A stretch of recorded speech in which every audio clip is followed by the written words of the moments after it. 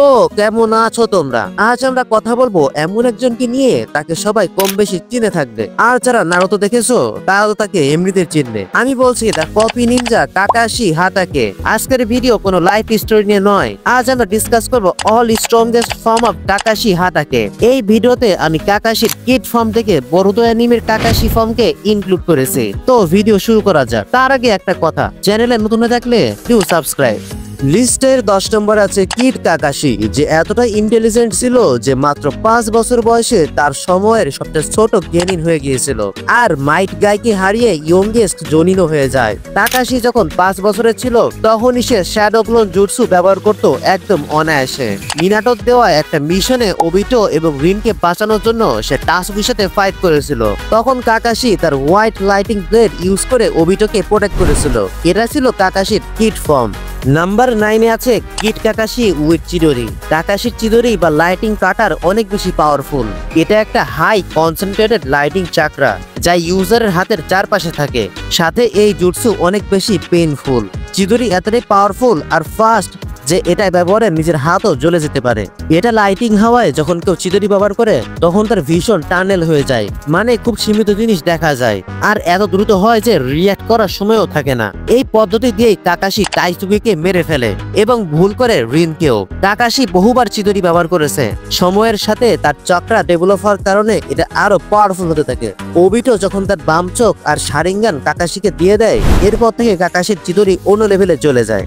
8 number আছে kid Kakashi with Sharingan. Obito যখন পাথরের নিচে চাপা পড়ে মারা যাচ্ছিল তখন সে নিজের বাম চোখ কাকাশিকে অ্যাজ এ গিফট হিসেবে দেয়, যার ভিতরে ছিল 3 টমুই শারিঙ্গান। আমরা জানি শারিঙ্গানের 3টি ধাপ, 1 টমুই, 2 টমুই আর 3 টমুই। এইগুলো তার শক্তির স্তর বোঝায়। এই শারিঙ্গান দিয়ে তুমি তোমার অপোনেন্টস এর মুভস কপি, ট্র্যাক ও ব্যবহার করতে পারবে। আর হিপনোসিস, যেটা দিয়ে তুমি তোমার এনিমিকে একটা গেনজুটসুতে ফেলে হিপনোটাইজও করতে পারো। কমেন্টে বলে যাও তুমি যদি গেনজুটসু ইউজ করতে পারতে তাহলে কি করতে। 7 নম্বর আছে টিনেজ কাকাশি। এই সময় কাকাশির সবচেয়ে বড় ওয়েপন ছিল তার মাঙ্গেকিউ শারিঙ্গান, যেটা তখনই অ্যাক্টিভেট হয় যখন সে রিনকে ভুল করে মেরে ফেলে। আমরা যারা নারুতো অ্যানিমে দেখেছি আমরা সবাই জানি মাঙ্গেকিউ শারিঙ্গান অ্যাক্টিভেট করার জন্য প্রয়োজন বড় একটা মানসিক ট্রমা। কাকাশি যখন রিনের মৃত্যু দেখে তখন তার মধ্যে এই মানসিক ট্রমা তৈরি হয় এবং সে সময় তার মাঙ্গেকিউ শারিঙ্গান অ্যাক্টিভেট হয়। এরপর থেকে কাকাশি ভীষণ ডিপ্রেশন এবং গিল্টিতে চলে যায় এবং নিজেকে দোষী ভাবতে থাকে। সে নিজেকে এতটা দোষী ভাবতো যে এমনকি ইরাসি যখন তার পুরো উচিয়ে ক্লানকে শেষ করে দেয়, এখানেও কাকাশি নিজেকে দায়ী ভাবে হয়তো সে ইরাসিকে রক্ষা করতে ব্যর্থ হয়েছে। এইখানে একটা কথা বলে রাখি, কাকাশি তার টিনেজ বয়সে আনবুতে যোগ দিয়ে ব্রুটাল মিশন কমপ্লিট করতে থাকে এবং খুব অল্প সময়ের মধ্যে সে আনবু কমান্ডার হয়ে যায়, যাদেরকে ডানজো কন্ট্রোল করত। যাই হোক, পরবর্তীতে হিরোজেন কাকাশিকে আনবু থেকে সরিয়ে আনে, কারণ আনবু মিশনগুলো কাকাশির উপর অনেক নেগেটিভ ইফেক্ট ফেলতো। এরপর কাকাশিকে জোনিন ইনস্ট্রাক্টর বানানো হয়, যেখানে সে নারুতো, সাসকে আর সাকুরাকে ট্রেন করতে থাকে। টিনেজ কাকাশির কাছে মাঙ্গেকিউ শারিঙ্গান থাকলেও তাকে আমরা এটা কখনো ইউজ করতে দেখি নাই। 6 নম্বর আছে কাকাশি ভার্সেস জাবুজা ফাইটের সময়। এই সময় কাকাশির কাছে ওবিটোর দেওয়া শারিঙ্গান ছিল। জাবুজা যখন ওয়াটার ক্লোন বানায়, কাকাশি তার শারিঙ্গান দিয়ে সেটা কপি করে নেয় এবং আরো ভালোভাবে ব্যবহার করে। এইখানে একটা ছোট্ট ইনফরমেশন দিয়ে রাখি তোমাদের, ওবিটোর কামুইর এটা একটা স্পেশাল অ্যাবিলিটি যা দিয়ে যে কারো জুটসু সহজেই কপি করা যায়। আচ্ছা, টপিকে আসি। জাবুজা তখন এইগুলা দেখে শকড হয়ে যায়। এমনকি জাবুজা যখন কোনো একটা জুটসুর কথা জাস্ট চিন্তা করে, কাকাশি সেটা আগেই কপি করে ফেলে এবং ব্যবহারও করে ফেলে। এই কারণেই কাকাশিকে বলা হয় দ্য কপি নিনজা, যে কয়েক হাজার জুটসু কপি করে রেখেছে। নাম্বার 5 এ আছে কাকাশি উইথ মাঙ্গেকিউ শারিঙ্গান। ওবিটোর শারিঙ্গান অর্থাৎ কামুই, এটাতে যে কোনো কিছু, যেমন কোনো অবজেক্ট বা পার্সনকে একটা আলাদা ডাইমেনশনে পাঠানো যায়। এটা একটা স্পেস টাইপ জুটসু। কাকাশি এই পাওয়ার ব্যবহার করেছিল ডেইডারা রেখে যাওয়ার বোম ক্লোনকে অন্য ডাইমেনশনে পাঠাতে। আমার মাঝে মাঝে মনে হয় কাকাশি যদি উচিয়া হতো তাহলে কতই না ভালো হতো।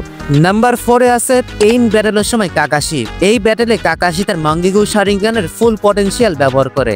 এই ব্যাটেলে কাকাশি লাইটিং জুটসু ইউজ করে নিজের অর্ধেক চাকরা খরচ করে ফেলে। তারপর কাকাশি চৌজিকে বাঁচাতে গিয়ে দুইবার কামো ইউজ করে পেইনের এগেইনস্টে। প্রথমবার সে পেইনের অ্যাটাক একটা অন্য ডাইমেনশনে পাঠায়, দ্বিতীয়বারে একটা মিসাইলকে অন্য ডাইমেনশনে টেলিপোর্ট করে, কিন্তু এতে কাকাশির চাকরা একেবারে শেষ হয়ে যায় এবং সে সেন্সলেস হয়ে পড়ে। নাম্বার 3 তে আছে হোকাগে কাকাশি। হোকাগে কাকাশি ছিল অত্যন্ত পাওয়ারফুল এবং বুদ্ধিমান, কারণ সে বহু বড় বড় ফাইট করেছে। Pain, Itachi, Obito, 4th grade ninja war সবই। সে তার চিদরি বহুবার ব্যবহার করেছে, বাট চিদরির একটা সমস্যা ছিল, নিজের হাতের উপর ক্ষতি হতো। হোকাগে হওয়ার পর কাকাশি পার্পল লাইটিং স্ট্রাইক নামে একটা নতুন অ্যাটাকিং স্টাইল ক্রিয়েট করে, যেটা চিদরির তুলনায় অনেক বেশি পাওয়ারফুল এবং সহজে এটা কন্ট্রোল করা যায়। নাম্বার 2 তে আছে 4th গ্রেড নিনজা ওয়ারে কাকাশি। এই সময় কাকাশি তার ফুল পাওয়ার দেখায় মাদারা ও ওবিরোর সঙ্গে ফাইটে, হ্যান্ড টু হ্যান্ড কমব্যাট এবং মাল্টিপল টাইম কামুই ইউজ, বিকজ ততদিনে কাকাশি তার কামুইকে মাস্টার করে ফেলেছে। নাম্বার 1 এ আছে ডিএমএস কাকাশি, অর্থাৎ ডাবল মাঙ্গিকু শারিঙ্গান কাকাশি। নিনজা ওয়ারের শেষ দিকে কাগুয়ার সঙ্গে ফাইটের সময় কাকাশি প্রথমবার ইউজ করে তার সুসানো, যেটা দেখে সাসকে পর্যন্ত অবাক হয়ে যায়।